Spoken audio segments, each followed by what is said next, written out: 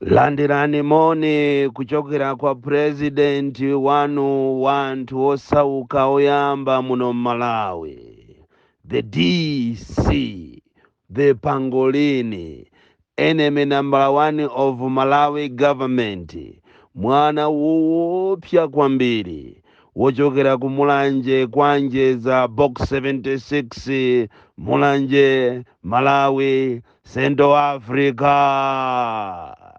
Lero Amalawi mopanda mantha mundilandirenso kuti ndizukute ndilowe kuboma, ndilowe ku area sate, ndilowe ku state house, ndilowe ma department osiyanasiyana poganizira kunena kuti ngati kuli ziko limene ndalama zokuba zaphweka ndiye ndi ziko la Malawi. Izitu tikunena nkhani ya ndalama kupatula kuphweka kwina ndi kwina kolowesa adani muziko monga mmene kunalili mwambo dzulo wa anthu aku Luanda okumbukira Matutsi amene anaphedwa kwawoko ndi Matutsi anzawo, koma anachiganiza kuti chiganizochi anamizira anzawo Mahutu. Ndipo dzulo mwambo umenewu unali konkuno ku Malawi kumenenso kunali minister wa foreign affairs kulira mokweza, amaine Matutsi inu, Matutsi chikhalire nicho kwawoko, anthu ena akamwalira samalira. Mwambo umene unachitikira kuno ku Malawi ndikumaoneka ngati ndi ku Luanda, ziko la Malawi lophweka kumene. Akuluakulu adanenapo kunena kuti mwana mbu make mbu. Akamanena kuti mwana mbu make mbu amatanthauza kuti zimene akupanga wamkulu nayenso mwana amatengera. Lero tikupasirani listi ya ma ministry komanso ma department aboma komanso mabungwe osiyanasiyana amene ali pansi pa boma, amene malinga ndi malamulo a ziko lino amanena kunena kuti aliyense ogwira ntchito mboma komanso amene ali mu department za boma kapena mabungwe amene amakhala pansi pa boma amayenera kuti achite declare ma asset yawo asanayambe ntchito. Ndipo ngati papite zaka ziwiri asanachite declare, munthu amene amayenera kuti achotsedwe ntchito komanso alandidwe katundu wace. Choncho lero tikupasirani listi kapena ndandanda wa mabungwe kapena ma ministry ma department amene pakana lero kuyambira 2020 2021 sanachite declare katundu kuboma, chifukwa amanena kuti mwana mbu make mbu. Aonera akuluakulu kuntundako kuti sakuchita declare, komanso kuba ndi yafika sopano ngati order of the day.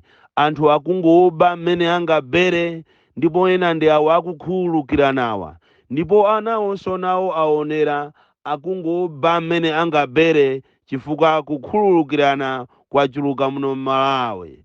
Koma mwina tisanafike ku listi imeneyi ndafuna ndikutengereni pa state house pamene ndinapitapo dzulo, ndipo kumeneko ndakapezako kalata imene yalembedwa pa 20 May kupita kwa ma members of staff kuchokera kwa director wa social welfare ku state house ko mai MS amisi MSU aku state house mouzidwa ndi president wawo komanso oyang'anira ku state house ko che princess koma nifi yaphweka. Amalawi nonse amene mukusowa ndalama talowa ni ku MCP, ndalama zaphweka. Tikunena panopa aja amachedwa aku state house amene akuziwa akupanga mwadaladala kunena kuti mandate ya nifi inakonzedwa to empower the youth komanso the elderly kuti ayambise ma business tawo, makamaka kwa iwonso amene ali pa business kale kuti so nawonso achite boost ma business yawo. sananenetu kunena kuti ogwira ntchito mboma, ogwira ntchito ku State House ayi, chifukwa amene amakonza ndondomeko imeneyi yokuti kukhale ngongole yokuti achinyamata azithandizika akachoka ku sukulu anaziwa kuti anthu ogwira ntchito mboma ali ndi advantage kale yokuti amangongola ndalama, amapasidwa ma allowances kupatula masalaries yawo. Choncho thumba limeneli la NIFI linakhazikisidwa ndi cholinga kuti achinyamata athe kumapanga ma business. Koma tikunena pano thumba la NIFI lafikano ku State House. Tikatiri ku State House ndi kuchikokobe, kusanjika, kutunthama, komanso apa pamachedwa kuti pa Kamuzu Palace.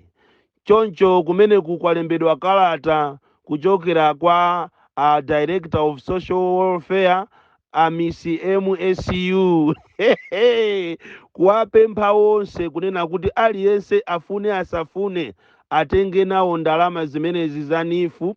Ndipo dzulo pa 24 linali siku limene amatolera makalata onse, ndiyetu kumeneko makalata onse taona kulitu kutenga ma 100 million, ma 500 million, kumene kotu kuli kutenga ma 200 million, ma 300 million, ma 1 billion kuwapasa anthu akuja kumatchedwa ku State House phwando la Kakowa.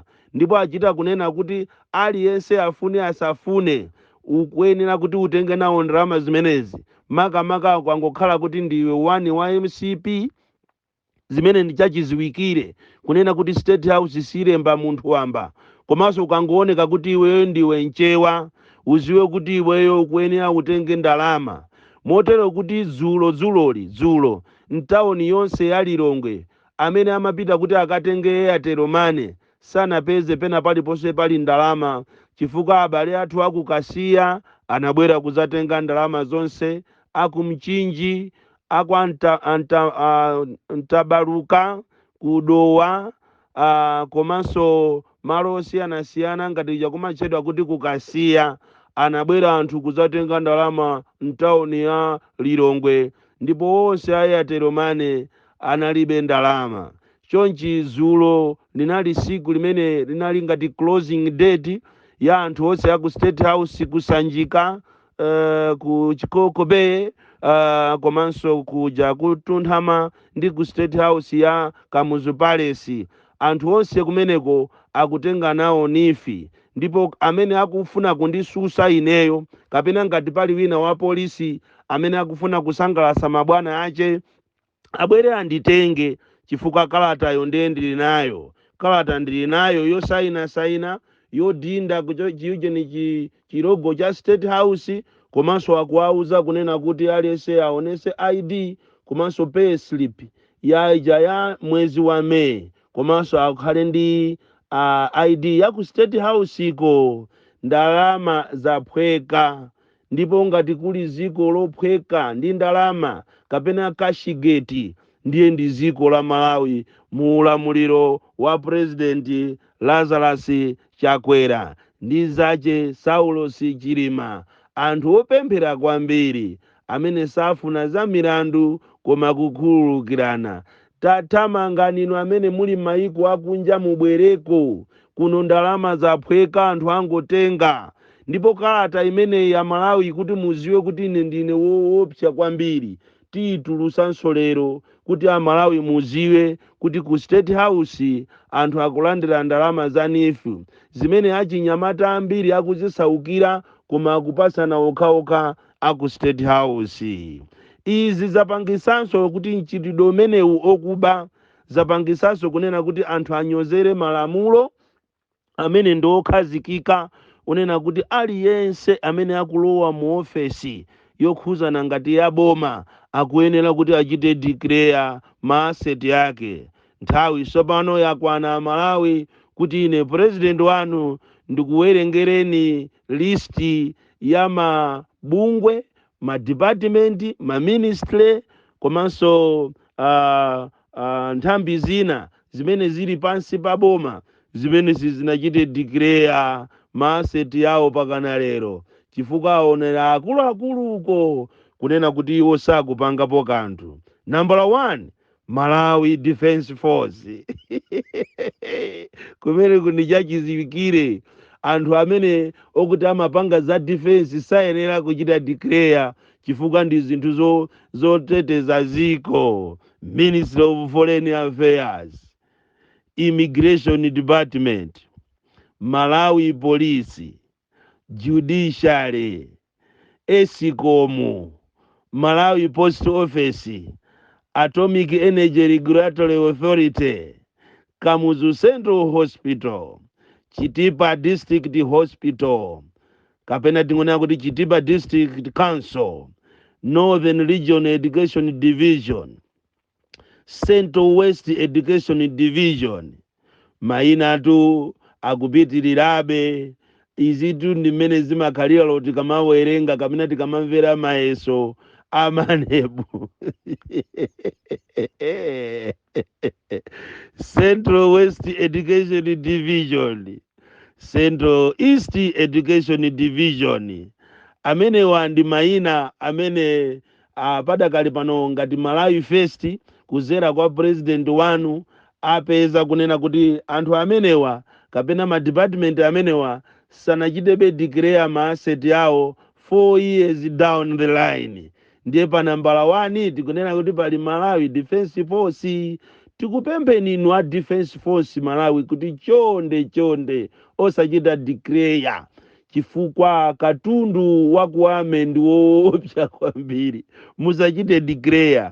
Ndiponso tipemphe inuyo nyumba ya malamulo Public Appointment Committee kunena kuti musaitanenso awa a SPC, musaitanenso a Director a Statutory Corporation chifukwa simuyenera kuwaitana. Munayenera kuwaitana pazanapo pali maboma ena, koma boma ili kale ndi kale solo SPC yo samachita apiye. Ndafuna ndikuuzeni a Malawi kunena kuti ziko ili siku lina lizagulisidwa, ndipo ngati sitisamala ziko ili lizagulisidwa, palibe chimene chikuyenda. Tatiyeni tije ndalama mmene tingazijere. Boni Kalindo, the DC, mwana upya kwambiri.